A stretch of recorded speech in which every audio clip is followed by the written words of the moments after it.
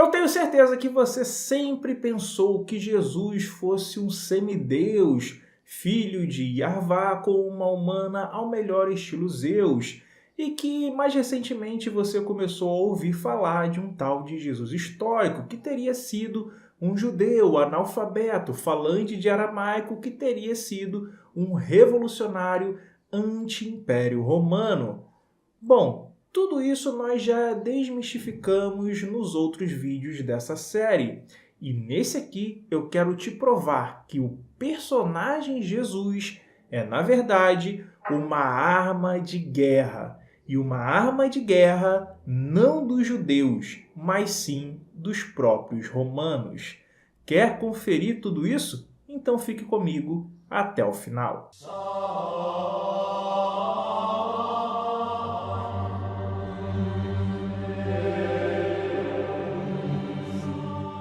Para você que não me conhece, meu nome é Antônio Miranda, eu sou um especialista em teologia reversa e eu já quero que você abra sua Bíblia em Marcos capítulo 6, versículo 40, onde você vai ver o seguinte: E assentaram-se repartidos de 100 em 100 e de 50 em 50.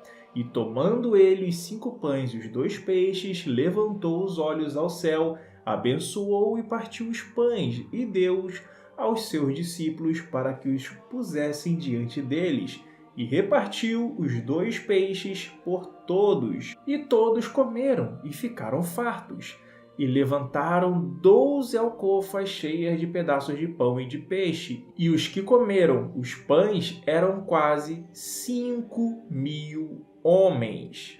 Bom, talvez o detalhe que você não tenha percebido é que são 5.000 homens e não 5.000 mulheres, crianças, idosos em geral. E eles estão divididos de 100 em 100 e de 50 em 50. Introduzindo um pouco de contexto histórico, 5.000 era o número de soldados pertencentes a uma legião romana, que era dividida exatamente de 100 em 100 e de 50 em 50. 1 Clemente 37, do 1 ao 3. Nem todos são comandantes, nem chefes de 1.000, nem chefes de 100, nem chefes de 50, e assim por diante. Bom, agora que você descobriu que Jesus alimentou uma legião romana, que tal eu te mostrar que Jesus mandou o povo judeu pagar impostos a César? Confira comigo. Marcos capítulo 12, dos versículos 14 ao 17. E chegando eles, disseram-lhe: Mestre, sabemos que és homem de verdade, e de ninguém se te dá. Por que não olhas a aparência dos homens? Antes, com verdade, ensinas o caminho de Deus. É lícito dar o tributo a César ou não? Daremos ou não daremos? Então ele, conhecendo a sua hipocrisia, disse-lhes: Por que me tentais? Trazei-me uma moeda para que a veja. E eles lhe a trouxeram, e disse-lhes: De quem é esta imagem e inscrição? E eles lhe disseram: De César.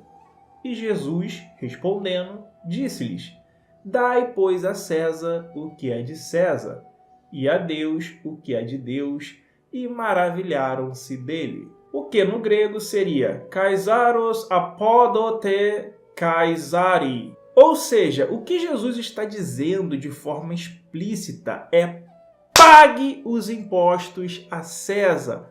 Apódote é um imperativo, ou seja, é uma ordem.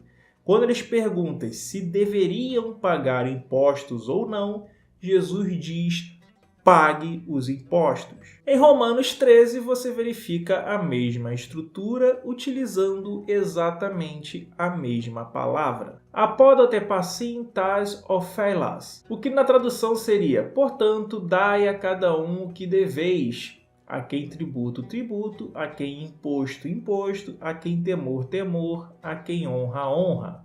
Ou seja, aquela história de um judeu revolucionário anti-império romano é uma farsa. Jesus é pró-Roma. Mas é óbvio que você consegue imaginar um judeu revolucionário anti-império romano que ordena que paguem impostos a Roma, não é?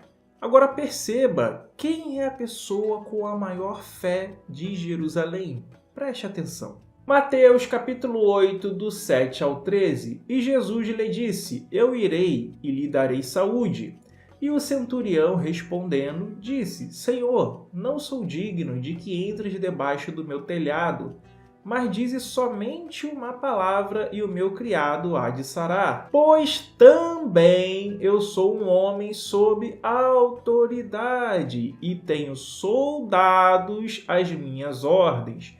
E digo a este, vai, e ele vai, e a outro vem, e ele vem. E ao meu escravo, faze isto, e ele o faz. E maravilhou-se Jesus, ouvindo isto, e disse aos que o seguiam: Em verdade vos digo que nem mesmo em Israel encontrei tanta fé.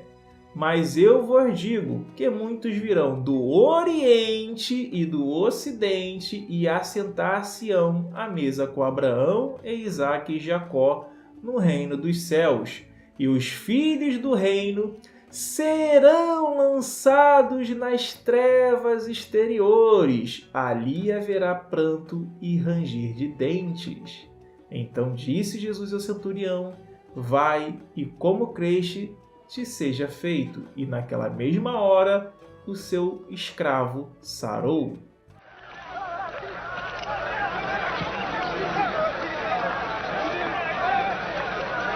Então ele é amigo dos romanos.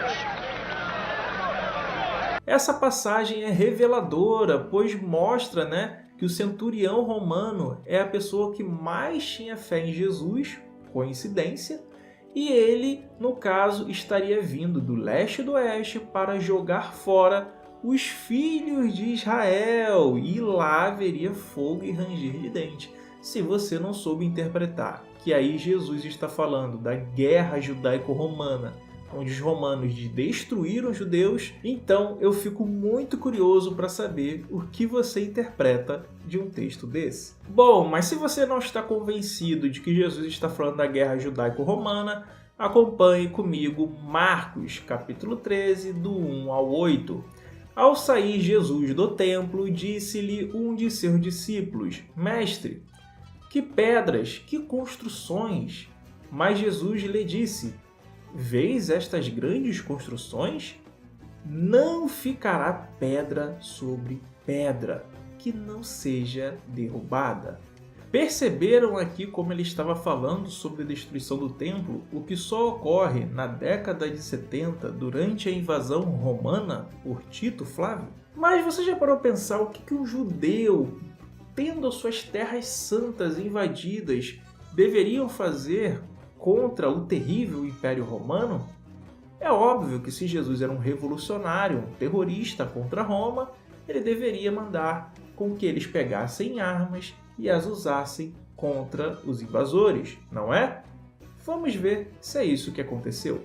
Lucas 6:29. Se alguém bater em você numa face, ofereça-lhe também a outra. Se alguém tirar de você a capa, não o impeça de tirar a túnica. Mateus 5:40-41. Se alguém quiser processar-te e tirar-te a túnica, deixe que leve também a capa. Assim, se alguém o recrutar para andar 1 milha, vai com ele 2. Em um contexto histórico mais preciso, milha é a unidade de distância utilizada pelo exército romano, os quais recrutavam pessoas para fazerem suas tarefas, ao melhor modo escravagista mesmo. Então Jesus está mandando o seu povo se submeter ao invasor. Mateus 5:43-45. Vocês ouviram que foi dito: ame o seu próximo e odeie o seu inimigo. Mas eu lhes digo: amem os seus inimigos e orem por aqueles que os perseguem. Eu sei, é muito complicado, pois agora você vai ter que defender um Jesus pacifista, um Jesus Gandhi, um Jesus que manda amar o inimigo. Imagine os judeus tendo que amar os nazistas durante a Segunda Guerra. Complicado, né? Mateus 10, versículo 34. Não cuideis que vim trazer paz à terra. Não vim trazer a paz, mas a espada. Porque eu vim pôr em dissensão o homem contra seu pai, e a filha contra sua mãe, e a nora contra sua sogra.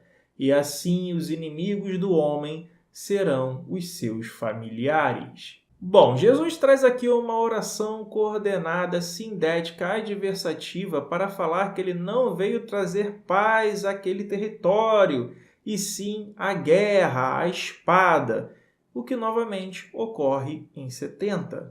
Tente lembrar agora alguma vez em que Jesus xingou os soldados romanos ou o Império Romano. Não conseguiu, né? Agora, quem são as raças de víboras, os sepulcros caiados, os guias de cegos, os hipócritas, os filhos do diabo? Sim, são os judeus. Talvez você tenha pensado na passagem dos porcos de Gadara para dizer que ali Jesus está se opondo ao exército romano, não é mesmo? Mas vamos prestar atenção em alguns detalhes. Vamos lá em Marcos 5. A partir do versículo 9 você vai ler o seguinte: E perguntou-lhe, qual é o teu nome? E lhe respondeu, dizendo, Legião é o meu nome, porque somos muitos. Só porque o demônio disse que se chamava Legião, muitos aqui vão tentar interpretar como sendo os soldados romanos. Porém, vamos observar um detalhe a qual o texto nos entrega um pouco mais à frente. No versículo 12 nós temos: E todos aqueles demônios que rogaram, dizendo, manda-nos para aqueles porcos, para que entremos neles. E Jesus logo lhe permitiu, e saindo daqueles espíritos imundos, entraram nos porcos, e a manada se precipitou. Por um despenhadeiro no mar, eram quase 2.000, e afogaram-se no mar. Prestaram atenção? 2.000 porcos. Legião é somente o coletivo para soldados, não era algo exclusivo do Império Romano. E 2.000 não era a unidade padrão do exército romano de forma alguma, o que eu já falei no início do vídeo, que era de 5.000 homens. Portanto, soldados em um número menor de 2.000 que adentram em porcos, o que seria somente uma ofensa para os judeus, pois judeus não podem comer porcos, pois são considerados imundos. Portanto, aqui nessa passagem nós temos uma referência clara, explícita, de um exército judeu sendo massacrado e humilhado. E se você não está convencido, em Guerra dos Judeus, Flávio Joséfo deixa bem claro que toda vez que os soldados romanos eliminavam os judeus, esse exército romano estava purificando ou curando toda aquela região ou aqueles homens. Abra sua Bíblia em Mateus 24, versículo 26. Portanto, se vos disserem, eis que ele está no deserto, não saias, eis que ele está no interior da casa, não acrediteis. Porque, assim como o relâmpago sai do oriente e se mostra até o ocidente, assim será também a vinda do Filho do Homem. Pois onde estiver o cadáver, aí se ajuntarão as águias. Ué, mas o que fica sobre cadáveres são geralmente abutres, né? Por que águias? Preste atenção, um relâmpago que vai do Oriente ao Ocidente é obviamente uma referência à extensão do Império Romano. E esses cadáveres, cujas águias estarão em cima, nada mais são do que uma representação de pessoas, de soldados judeus mortos, onde os soldados romanos, que tinham como símbolo a águia, estarão por cima. Repare bem, pois o símbolo dos romanos eram justamente a águia e o relâmpago. Você alguma vez já se perguntou se Jesus de fato era um terrorista, um revolucionário contra Roma? Por qual motivo Pilatos tentava o inocentar todas as vezes? 3 vezes ao todo? Confira comigo. João 19, de 4 a 6. Mais uma vez, Pilatos saiu e disse aos judeus: Vejam, eu estou trazendo a vocês para que saibam que não acho nele motivo algum de acusação. Quando Jesus veio para fora, usando a coroa de espinhos e a capa de púrpura, disse-lhes Pilato: Eis o homem. Ao vê-lo, os chefes dos sacerdotes e os guardas gritaram: Crucifica-o! Crucifica-o! Mas Pilatos respondeu: Levem-no vocês e crucifiquem-no. Quanto a mim, não encontro base para acusá-lo. Veja que quem condena Jesus de fato são os judeus e não Pilatos, que considera Jesus um inocente. Agora você entendeu por que ele lava as suas mãos. Mateus 27 e 25. E a multidão gritou: Que o sangue dele caia sobre nós e sobre os nossos filhos. É complicado porque o povo escolheu um bandido, ou de fato um terrorista, que era Jesus Barrabás, ao invés de Jesus o Salvador, que era o pró-romano. E por isso os romanos se vingaram do povo judeu, segundo o livro A Vingança do Salvador. Mateus 24, 34. Eu asseguro a vocês que não passará esta geração até que todas essas coisas aconteçam. Você deve saber que uma geração, naquela época, dentro do contexto judaico, representava algo em torno de 40 anos. Então, se pegarmos a década de 30 e adicionarmos 40 anos, teremos exatamente a Guerra Judaico-Romana em 70. Lucas 13, do versículo 1, você encontra: E naquele mesmo tempo estavam presentes ali alguns que lhe falavam os galileus, cujo sangue Pilatos misturara com os seus sacrifícios, ou seja, os matou. E respondendo Jesus disse-lhes: Cuidais vós que esses galileus foram mais pecadores do que todos os galileus por terem padecido tais coisas? Não vos digo antes, se não vos arrependerdes, todos de igual modo perecereis. Novamente, em Guerra dos Judeus, Tito Flávio dá inúmeras oportunidades para os judeus se arrependerem, mas como não se arrependem, são destruídos na guerra. Mateus 21, de 33 a 46. Ouçam outra parábola. Havia um proprietário de terras que plantou uma vinha, colocou uma cerca ao redor dela, cavou um tanque para prensar as uvas e construir uma torre. Depois arrendou a vinha a alguns lavradores e foi fazer uma viagem. Aproximando-se a época da colheita, enviou seus servos aos lavradores para receber os frutos que lhe pertenciam. Os lavradores agarraram seus servos, a um espancaram, a outro mataram e apedrejaram o terceiro. Então enviou-lhes outros servos em maior número e os lavradores os trataram da mesma forma. Por último, enviou-lhes seu filho, dizendo: A meu filho respeitarão. Mas quando os lavradores viram o filho, disseram uns aos outros: Este é o herdeiro, venha, vamos matá-lo e tomar a sua herança. Assim eles o agarraram, lançaram-no para fora da vinha e o mataram. Portanto, quando vier o dono da vinha, o que fará aqueles lavradores? Responderam eles: Matará de modo horrível esses perversos e arrendará a vinha a outros lavradores que lhe deem a sua parte no tempo da colheita. E Jesus disse: Vocês nunca leram isto nas Escrituras? A pedra que nos construtores rejeitaram tornou-se a pedra angular. Isso vem do Senhor e é algo maravilhoso para nós. Portanto, eu lhes digo que o reino de Deus será tirado de vocês e será dado a um povo que dê os frutos do reino. Aquele que cair sobre esta pedra será despedaçado, e aquele sobre quem ela cair será reduzido a pó. Quando os chefes dos sacerdotes e os fariseus ouviram as parábolas de Jesus, compreenderam que ele falava a respeito deles. Pois é, galera, mais uma parábola de guerra dizendo que os judeus perderiam a sua terra para os romanos e que eles seriam destruídos. Lucas 19, 27. E quanto àqueles que se levantaram contra mim como inimigos, rejeitando meu reinado sobre eles, trazei-os imediatamente aqui, e executai-os diante de mim.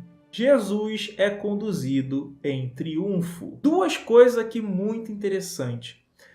O que você tem que notar nesse versículo é que quem não quisesse o reinado que foi imposto ali por Jesus, né, ou por Roma, deveria ser destruído. E em seguida Jesus é conduzido em triunfo. Porém, quem triunfava eram justamente os imperadores romanos. Lucas 12, versículo 49. Eu vim para trazer fogo sobre a terra, e como gostaria que já estivessem chamas. Talvez aqui você queira interpretar que é um fogo espiritual, né? E não a queima de Jerusalém. Marcos capítulo 4, do 10 ao 12. E quando se achou só, os que estavam junto dele com os 12 interrogaram-no acerca da parábola. E ele disse-lhes: A vós vos é dado saber os mistérios do reino de Deus, mas aos que estão de fora, todas estas coisas se dizem por parábolas, a fim de que, ainda que vejam, não percebam, ainda que ouçam, não entendam. De outro modo, poderiam converter-se e serem perdoados. Ué, como assim? Jesus não queria que as pessoas entendessem e fossem salvas? Estranho, hein? Preste atenção, eu poderia citar inúmeras passagens, como o das ovelhas perdidas da casa de Israel, ou de quando Jesus amaldiçoou a figueira, que era uma representação do templo, né? E também de quando Jesus adentra o templo, derruba o shekel, que era a moeda do templo, para trocar pela moeda romana que tinha imagem, né? E não poderia entrar no templo, pois era uma blasfêmia. E também dele libertar os animais, o que seria algo estranho, né? Pois o pai dele mandava sacrificar animais para ele próprio, né? E Jesus faz aquela arruaça toda e diz que ali está servindo de covil de salteadores, de terroristas contra Roma. Mas todas essas passagens, fora as outras que eu não citei, demonstram que os evangelhos são todos pró-Roma e anti-judaicos. Isso é um fato, não se pode negar isso. Os evangelhos são armas políticas, armas de guerra. Jesus é apenas um fantoche, um boneco, um construtor pró-Roma. Ele está fazendo uma intervenção num território de um outro povo sobre as rédeas, sobre o escrutínio romano. Essa que é a verdade. Bom, mas talvez você tenha chegado até aqui no vídeo e ainda não esteja convencido de que tudo isso esteja sendo feito pelas mãos romanas. Então leia comigo Paulo em Filipenses, no capítulo 4, versículo 21 a 22. Saudai a todos os santos em Cristo Jesus. Os irmãos que estão comigo vos saúdam. Repare que estão com ele. Todos os santos vos saúdam, mas principalmente os que são da casa de César. Agora abra sua Bíblia em Hebreus, capítulo 13, versículo 24, onde você vai ler: Saudai a todos os vossos chefes e a todos os santos, hoje da Itália vos saúdam. Bom, eu acho que eu não preciso nem dizer que Roma fica na Itália, né? Bom, eu poderia falar aqui de Clemente de Roma, ou também de Inácio, que ainda chega a dizer em uma de suas epístolas que a sede do cristianismo das igrejas cristãs está em Roma. Porém, no nome atual da igreja que pertence o maior clero do mundo está bem claro: Igreja Católica Apostólica Romana. Até mesmo os símbolos utilizados são símbolos romanos. são símbolos helenizados e também os títulos são títulos romanos, como pontífices máximos, tá? Não tem nenhum título judeu. Todos os locais de culto dos primeiros cristãos eram locais de cultos em Roma e não na Judéia, Galiléia, Samaria, Decápolis. Perceba que até mesmo o Novo Testamento não é escrito em hebraico, mas sim na língua dos vencedores, o grego. E se você ainda não se convenceu de que Jesus e o Novo Testamento são meras armas políticas, armas de guerra, basta ver o que aconteceu ao longo da história. Sempre onde os invasores europeus chegavam, eles introduziam o cristianismo. Foi assim na África, foi assim na América do Sul, foi assim na América do Norte, foi assim em todo local onde os colonialistas cristãos chegaram. O cristianismo é uma arma de guerra. Jesus é uma arma de guerra romana. E essa que é a verdade. Eu espero que essa mega produção tenha merecido o seu like, o seu comentário, o seu curtir. Eu espero de coração que tenha te trazido muita informação, muito valor, muito conteúdo com esse vídeo.